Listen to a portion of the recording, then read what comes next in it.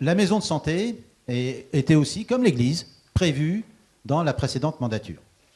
Et donc il y avait une association qui s'appelait donc l'association de santé des Cessois, qui était composée du docteur Fourne et du docteur Avenin, ainsi que d'autres praticiens, et qui avait donc pour objet justement de faire une maison de santé à Bois-le-Roi dès 2018.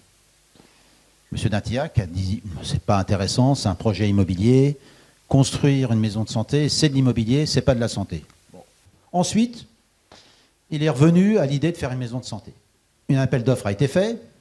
J'ai critiqué cet appel d'offres puisque M. Dintillac a modifié l'ordinateur du fonctionnaire plusieurs fois pour faire choisir un architecte en particulier, qui, résultat de la course, étant 30% plus cher et moins expérimenté, a mis 2 ans de plus que prévu pour faire le permis de construire. Eh bien, quand ces médecins donc ont pu prendre de la patientèle, ils étaient encore à Fontainebleau.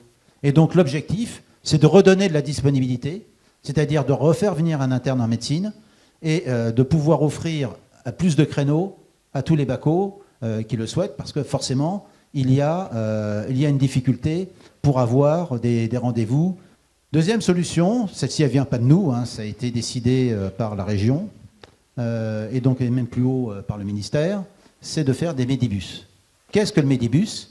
C'est en fait un bus qui permet de répondre à la pénurie de médecins pour avoir des ordonnances pour tout ce qui est affection de longue durée. Et donc, il s'agit de faire une extension à la maison de santé pour accueillir un praticien supplémentaire qui permettra ainsi de pouvoir offrir plus de créneaux. Mais là, l'idée, c'est dès qu'il arrive, et il faut que ce soit prêt. Voilà, il ne faut pas tarder pour faire le local.